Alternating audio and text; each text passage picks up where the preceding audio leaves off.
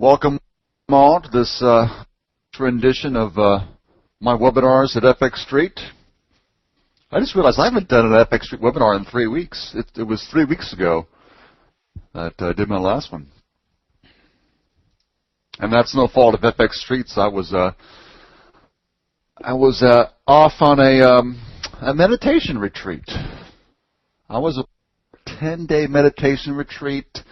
Involved, had to turn off my cell phone, could not use internet at all. I observed what's called noble silence with my fellow attendees, could not speak to anyone, could not even demonstrate any gestures towards anyone. Vegetarian diet, no dinner. Really lived in my own mind, which was kind of a scary place sometimes for several days.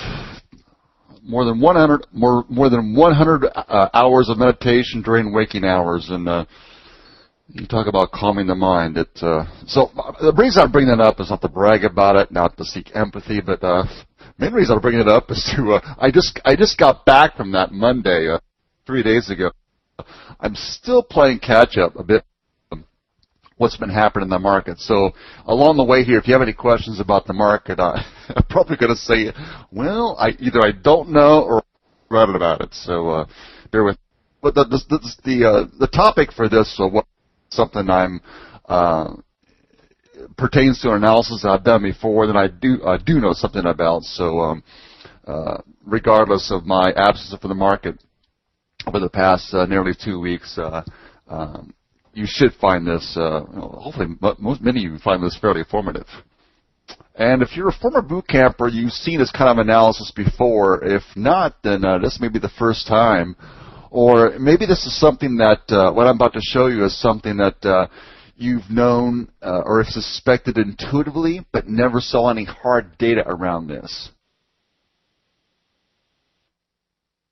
Yeah, choices I could talk about I like now. Yeah, Troy, it was, and I won't delve into it. By the way, anyone have any questions about the meditation retreat that I attended? Feel free to send me an email sometime after the webinar. Here's my email address. And by the way, this isn't just because I'm a weird guy like that and into things like Buddhism or whatever. There are actually some real business benefits to going through what I went through. I've heard reports of reducing time to complete tasks by some 20 or 30% due to a more focused mind. Requirement, and here's one that should really resonate with traders: requiring less sleep. Many attendees of the kind of retreat that I attended reported, going from like 7 hours per night of sleep per night to 6 hours of sleep per night, or 8 hours to 7 hours. And that's something that really may resonate with traders, requiring a little less sleep. Well, some of you may be not even close to your required amount of sleep. But anyway, let's get started with this webinar. What I'm about to show you is a way of looking at volatility by time of day. Volatility by time of day. And again, if you've any former members of FX Bootcamp who happen to be here, you will probably recall, if you attended my coaching sessions on a regular basis, you will probably recall my showing graphics, I should say, similar to what I'm about to show you here. So let me pick this up. Now, there's going to be a lot of information on the, relatively a lot of information on the graphic I'm about to show you. So I'm going to throw it up over my charts. Throw it up, that's not a good way to put it, is it? And I'm going to let you soak it in for a moment. And we'll discuss what it all means here. Okay, first, please confirm that you see this image over my charts. This graphic should be titled Volatile Time of Day EUR. See that? Great. Thank you. Thank you for confirming that.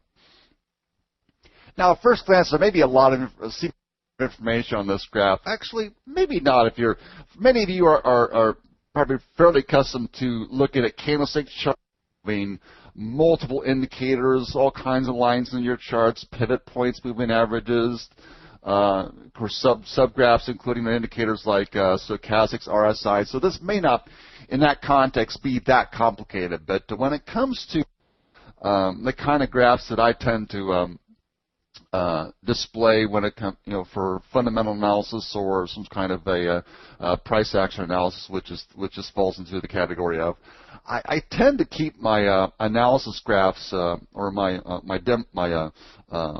presentation graphs simple. I tend to keep them simple. This may borderline on simplicity in terms of being clean and clutter free. And believe me when I say that after going through a 10-day meditation course, I'm a big fan of removing clutter as much as possible. But I felt like that this particular graphic demanded some explanation. I could have provided some verbal explanation of some of the things I featured here, but anyways, let's get started here. Let me discuss what these images mean. I'm going to activate my drawing tool here.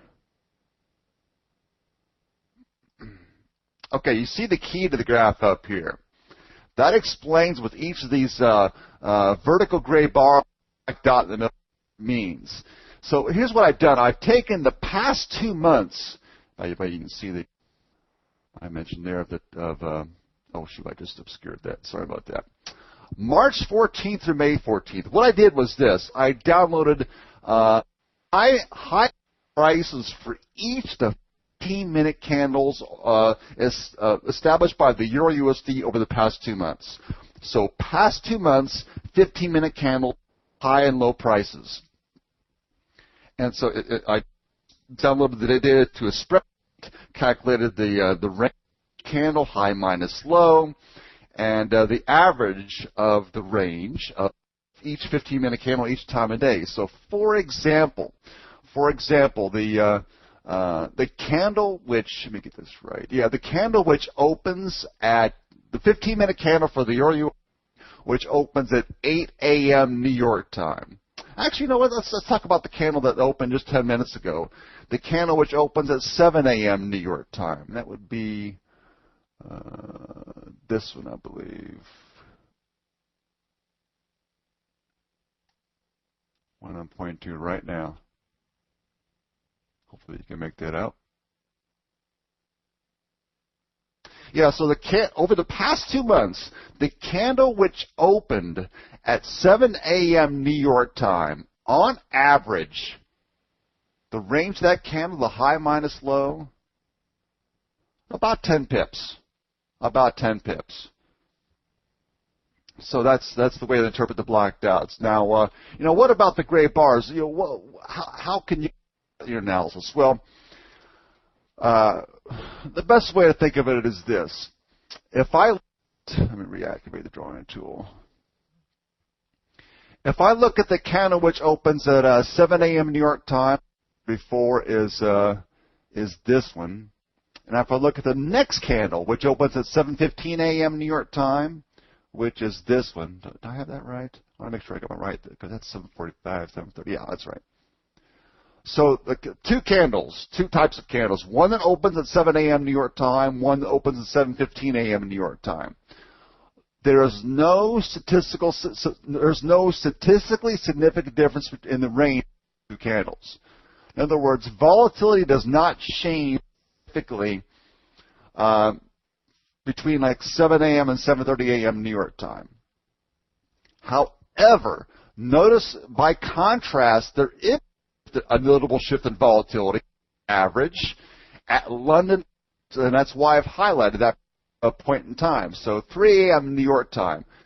So the 15-minute candle which opens at 2:45 a.m. New York time, the average range for that candle just shy of 10 pips. Let me reactivate the drawing tool so I want to keep the markings to minimum. So there's the average range over the past 2 months for the 15-minute candle which opens at 2:45 a.m. New York time, just shy of 10 pips on average. Now the candle which opens at 3 a.m. New York time, which that time is generally recognized as London Open. Actually, someone argued 2 a.m., but it's just for the purpose of illustration. Let's use a 3 a.m. New York time as the start of London Open here. The average range of the 15 opens at 3 a.m. New York time over the past 2 months, almost 15 pips. Notice the gap between the two vertical gray bars there, which illustrate the 95% confidence interval for the mean range. So that gap, which I'm highlighting now, suggests that there's a significant, a notable shift, a significant, statistically significant shift in the volatility during that period of time. So what do you do? What can you do with? Well, actually, let me finish the discussion of what I've notated here. So there is a significant shift. I mean, we're not talking about a lot of pips. Just shy of 10 pip. The 15-minute candles run 10 pips. The candles which open at 2:45 a.m. New York time do that, and then the candle which opens at 3 a.m. New York time, almost 15 pips. I mean, we're not talking about all pips, but keep in mind though, these are just averages. These are just averages. Sometimes the candle which opens at 3 a.m. New York time it produces a much bigger range. Sometimes it's smaller, but on average, there is a notable shift in volatility. Now, it's not statistically significant, but I thought it was worth pointing out the candle opens at 7:45 a.m. New York time, right there. And actually, I've highlighted with the that notation right there. Not necessarily statistically significant, but I thought it was worth pointing out that there seem to be some days when volatility on the USD, at least over the past 2 months, when volatility on the Euro-USD started picking up. The euro started moving even before 8 a.m. New York time. The 8 a.m. New York time generally recognizes the open of the New York morning trading session. Now, I've observed in the past, I'm talking about prior to 2 months, so I'm talking about like even 2-3 years ago. Maybe some of you can confirm this. I've observed in the past that again, the distant past for distance for us traders is like a year ago or more. But I've observed in the past that the Euro-USD has jumped, either jumped up, gone up, or dropped. Volatility has increased one way or another, up or down, right around New York session open. It hasn't happened as much lately, but this analysis does confirm. The euro does tend to wake up a little bit, even before 8 a.m. New York time. So I wanted to bring to your attention that you do see them stir somewhat before the New York session open, before 8 a.m. New York time. But to be clear, the most notable shift in volatility does occur around London Open, around 3 a.m. New York time. You can see here, we definitely see the euro respond to U.S. news. That should be no surprise. Certainly, the release of the NFP report on the first Friday of each month, usually it's the first Friday of each month. That's one of several sources of notable volatility that shake up the euro. You could even see, I believe it's right here. Sometimes we get news at 10 a.m. New York time. That's this bar there is a sign that the euro does shake and bake in response to that. But that's all I wanted to bring your attention in terms of notable shifts in volatility on the euro. Now, the point I want to get, and by the way, I have other pairs to show you, but we're starting here with the euro. So maybe the ultimate question for some of your minds right now: what do you do with this? What do you do with this information? Well, let's let me reset the drawing tool, and I'll start with that explanation. For example, the information I've highlighted earlier, the shift in volatility, the notable increase in volatility on average from before London Open to after London Open. So there's two ways you can use that information. Number one, hold on, man, I'm multitasking. There's something on the PC I wanted to address. Okay. Number one, if, and this may be a big if for some of you, if you already have a bias on the Euro USD, for example, you're already a bear, for example, and you know you want to go short. If you get an opportunity to short before London Open, before the euro makes its move, then by all means you can seek to do so. Because I don't, by the way, I don't London session on a regular basis. Certainly do see the price action after the fact and the moves the euro makes. Now sometimes, how often have some of you noticed these head fakes? And even these days, sometimes there's a head fake where the euro, for example, I'm drawing down here now. Euro will sometimes make a move up and then make an even bigger move down. Every once in a while, the first move is down, and then it's a bigger move up. Now, if you're concerned about that head fake, about that so-called head fake, being caught looking the wrong way, then you can wait. You can wait for the euro to pick a direction, and so that's actually one way to use this information. Sometimes that increase in volatility is as a result of the so-called head fake, where the euro makes a jump in one direction, but makes an even bigger and more sustained move in the opposite direction. That can occur. So again, that's one use of that information. You let the increase in volatility, if it happens down that given day, let it happen. Let the euro pick a direction, and then insert yourself in the move. But going back to what I was saying earlier, the other benefit of information is that sometimes, this does happen, sometimes the euro makes its move, it rises, and doesn't give you a reasonable, logical pullback. Buddy, hang on a minute, let me add a little whiteboard here.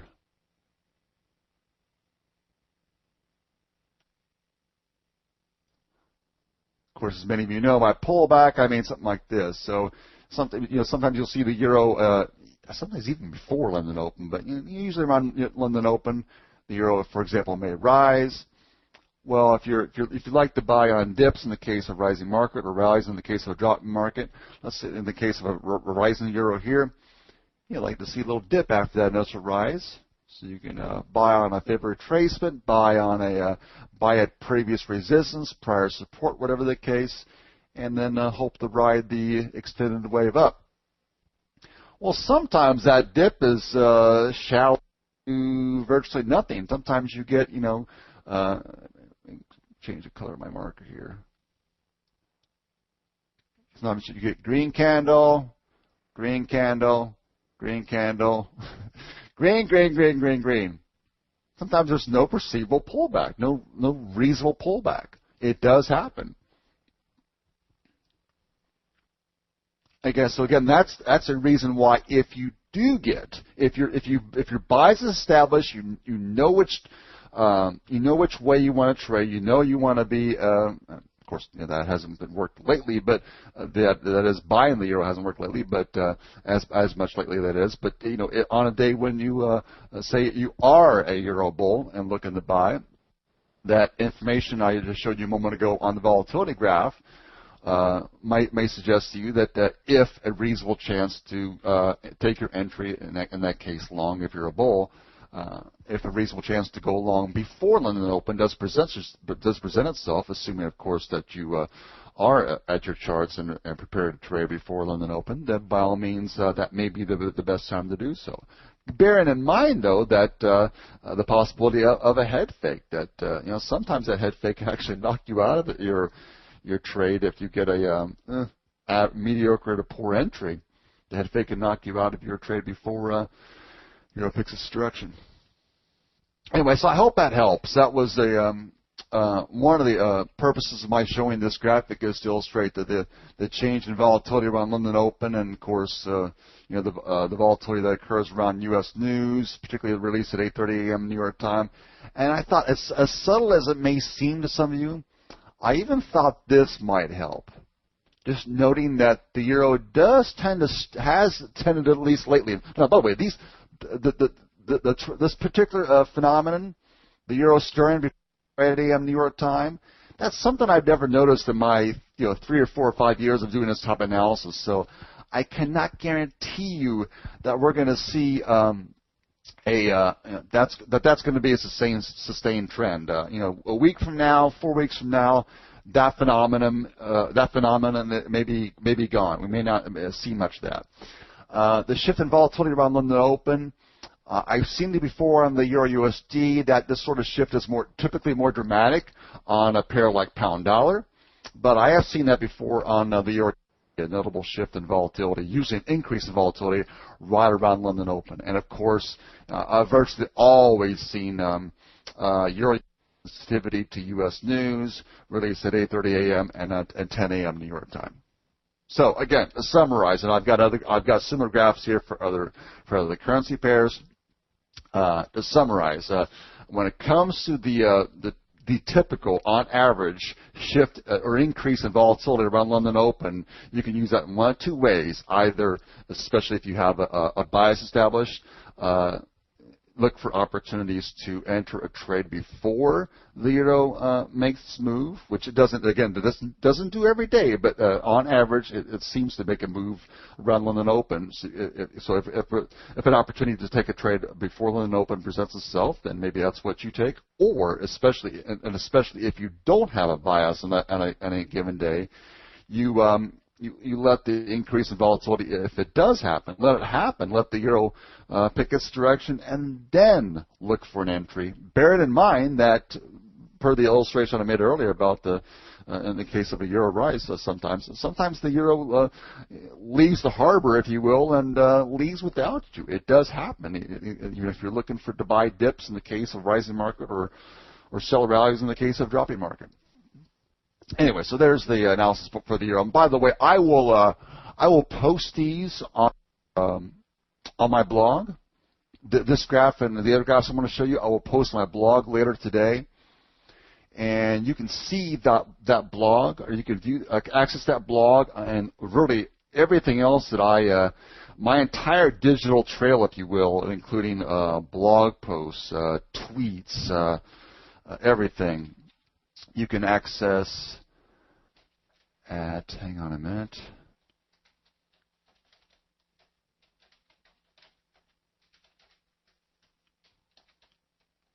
right there.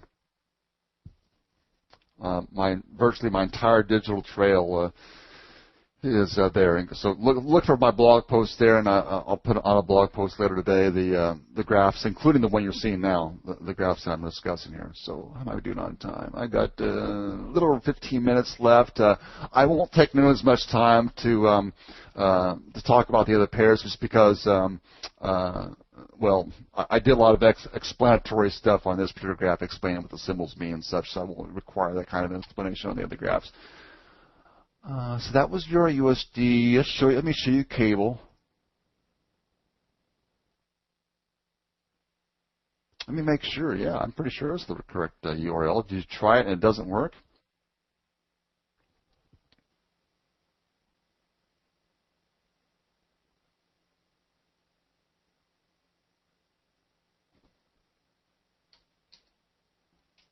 Oh, it is. You know what? You're right. It's not. It is not. I'm usually pretty good at that, and I missed that one. It's flavors.me. Sorry.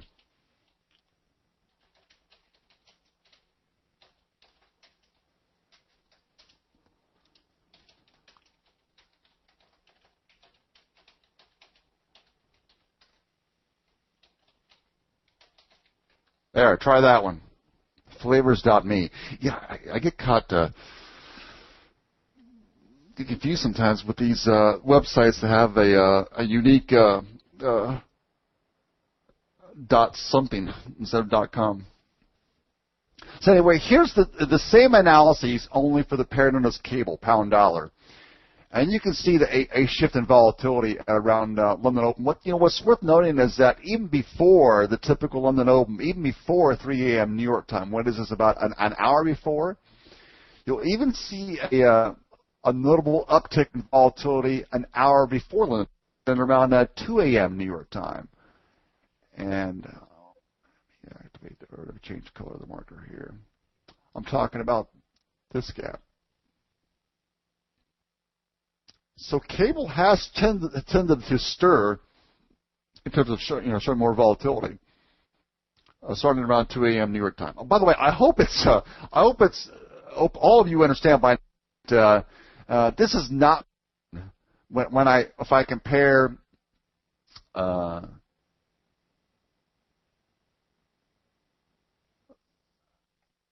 that number 1 and call this number 2. Don't interpret these just like candlesticks. This does not mean that cable rises starting at 3 a.m. New York time and rises more than at what is it, like 2 a.m. New York time. That's not what it means. These just to reiterate the key to the graph. This only represents the size of the candles. The size of the candle.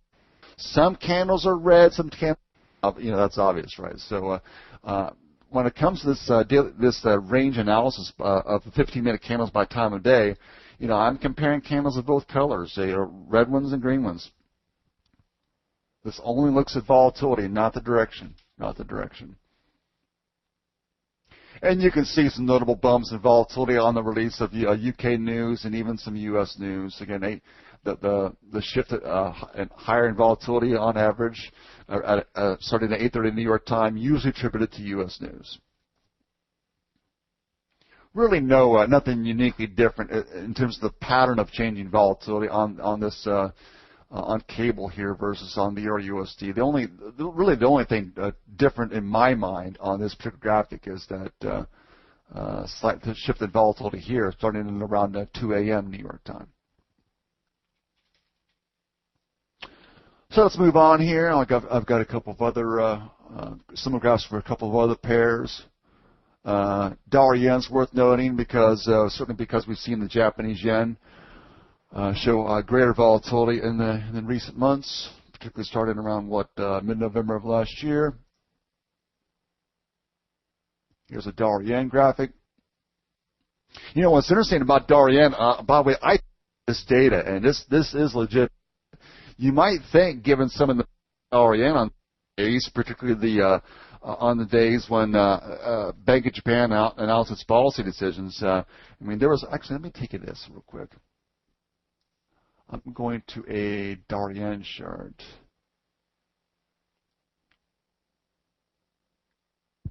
So you're now looking at a dollar yen daily chart. And believe me, yes, I am well aware that we've had days on a dollar yen like this one when it's just one direction and a pretty big move. So I'm going to go back to the graphic for range by time of day on the dollar yen, but believe me when I say that the graphic I'm about to show you takes into account that data on days like, actually it doesn't cover data on days like this, but I certainly do. The data I'm about to show you does take into account big moves on the dollar yen like this one. So again, the data I'm about to show you is what happens on average. So yes, at times we've seen in dollar yen significant moves. In fact, there was that big rise in that one day on the dollar yen response to a Bank of Japan policy decision. That move was that I saw some 15-minute candles that were like 70, 80 pips tall. 70, 80 pip green candles, 15-minute candles on dollar yen. But bear in mind, those were exceptions. Those were exceptional moves, unique, sort of like, tail type, as the stats guys would call them. Those were, tail type moves, exceptional moves, not the norm. The norm for the dollar yen is really no perceivable change in volatility during Asian or London sessions. Now, decent volatility, mind you. In fact, I don't have all the stats in front of me, but I can tell you this volatility on the dollar yen than what it was, a year ago. A year ago, we might see the average range of the 15-minute candle on dollar yen during Asian and London sessions might be less than 5 pips. So this group of symbols you see here may be like down here. So better on average on the dollar yen now these days during Asian and London sessions than what we saw a year ago. But the point of this graphic is there's on average there's no perceivable shift in volatility, no perceivable increase, in fact decrease in volatility really during the Asian London session. Now some of you may be thinking, well, Curt, what about this? What about that?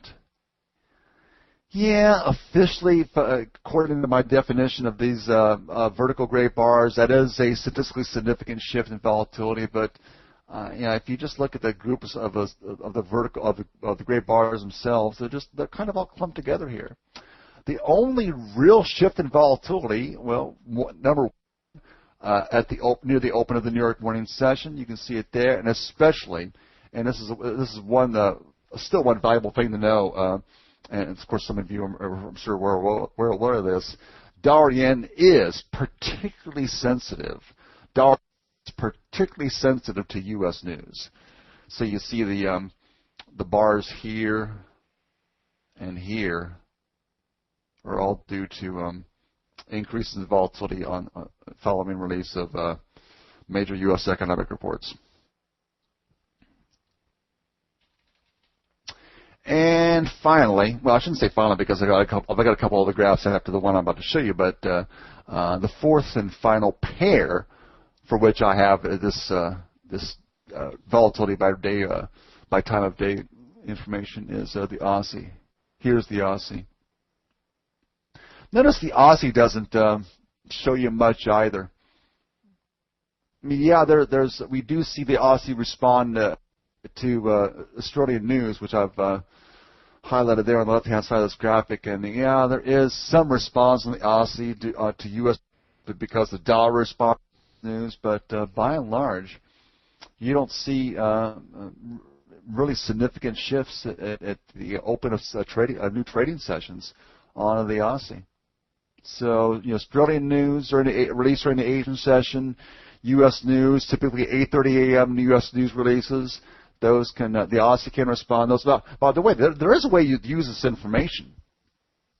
One conclusion you could perhaps draw from this is that if you're in an Aussie trade, for example, during London or New York sessions, this data suggests, I stress the word might. It might suggest to you that it's worth holding an Aussie position in the face of news because, at least in my observation, and this data certainly doesn't disprove it, the Aussie has shown a tendency to maybe fluctuate briefly in response to U.S. news, but the Aussie can tend to continue doing whatever it was doing before the U.S. news. Of course, I've seen that on other pairs as well, so that's not just a phenomenon unique to the Aussie. But it's something that I have observed quite often, and this data, if anything, does confirm it. You don't see dramatic moves on average, typically, on the Aussie in response to. By the way, I've seen the Aussie behave that way in response to Australian news. I mean, I've seen countless occasions where the Aussie, for example, has jumped up initially in response to, say, a better-than-expected Australian report, and then completely reverses the initial post-news jump. So there's the data for the Aussie. And again, I will post these on my blog. To wrap up, I've got about 8 minutes left or so, maybe up to 10 minutes left. For that, I've got some daily range graphs. Yeah, actually, Ian, that's a great point. I should have clarified that. Ian, that's one reason why I picked, let me activate my drawing tool again.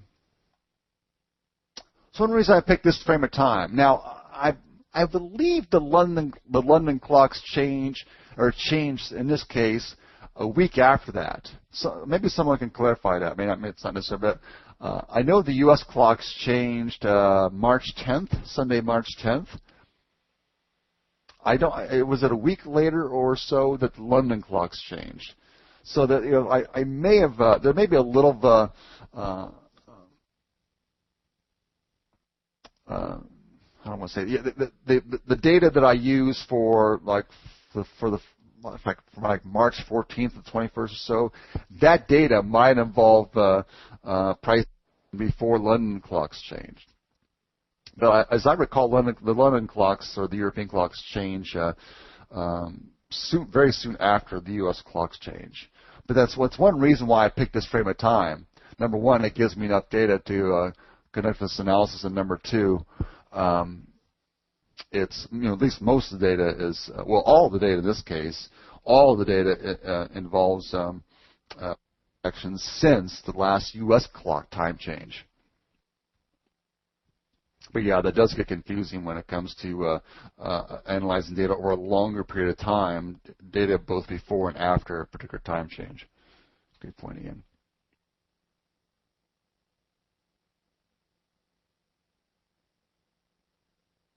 But it was an astute observation, Ian. It was a very good point. Very good point. What was I? Oh, the daily range.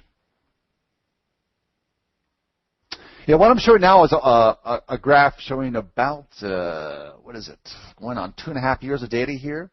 About 2.5 years of daily range data for, this is data, the range for the entire trading day on the Euro USD. And as many of you already know, if you trade the Euro on a regular basis, we've seen of late volatility on average decline a bit. This is a 20-day moving average. So I'm sure almost virtually all of you know what a 20-day moving average is, but just to be clear, just to clarify, I've taken, for example, let's look at this latest point. So we're near about a 100 pips per day on average right now. But what does that point mean? The point I just identified on the far right-hand side of the graph. So the past 20 days through through yesterday, past 20 trading through yesterday, I calculated the range for each day, the typical, high minus low, the range for each day, and simply computed the average of those 20 ranges of those over the past 20 days. And again, that the latest 20-day moving average, about 100 pips.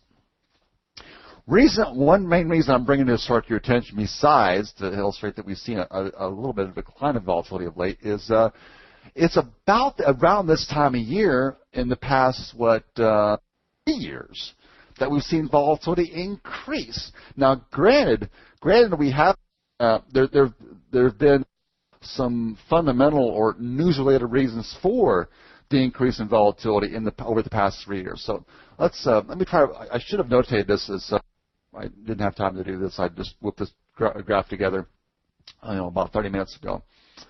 But let me try my best to draw a vertical line around. Well, actually, I can. I can draw it at least around May 1st. So there's about the start of May in 2010. There's the start of May around 2011. There's the start of May around 2012. Do you see a pattern there? Let me highlight that with a different color marker. Sometime after the start of May in 2010, volatility increased because that was the original Greek sovereign debt crisis. 2011, same thing. 2012, same thing. Question mark. Are we going to see another increase in volatility? I don't know. It's possible. Now, as I said before, a catalyst helps.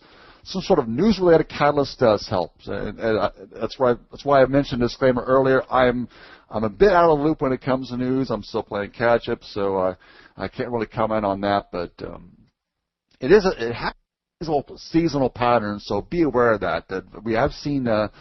Again, very often due to news-related reasons, we have seen volatility increase on the Euro USD starting around this time of year over the past 3 years. So keep that in mind. And one more graph, and it's a good timing because I'm nearing the scheduled end of my webinar.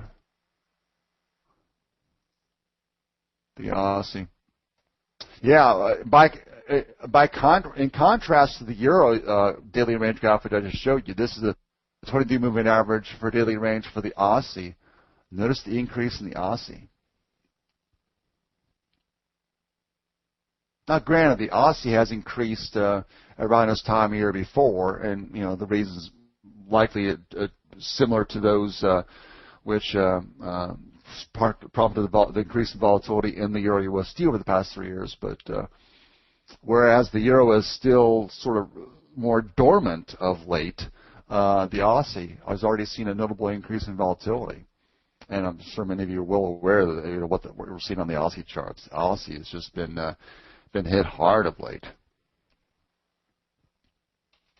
And that's all, folks. That's what I have. It's actually I've been in shock. It's so strange. It's so unique that I actually finished the content I wanted to cover in time. As many of you know, if you've attended this webinar before, I tend to run past my time. But I know that FX Street has a lineup one after the other in sequence of presenters today on the topic of volatility. So I certainly want to make time for all of them, plus give all of you time to take a break before the next presenter, which I'm sorry, I don't know who that is, but I'm sure the FX Street administrator here can bring that to your attention. And as I mentioned before, in case you missed it, you can, if you have any questions, you can contact me via email. And there's my temporary email address. I say temporary because well, I'll discuss that next week. I should be back. I believe I'll be back next week for my regular weekly webinar, starting at 7 a.m. New York time on Thursdays.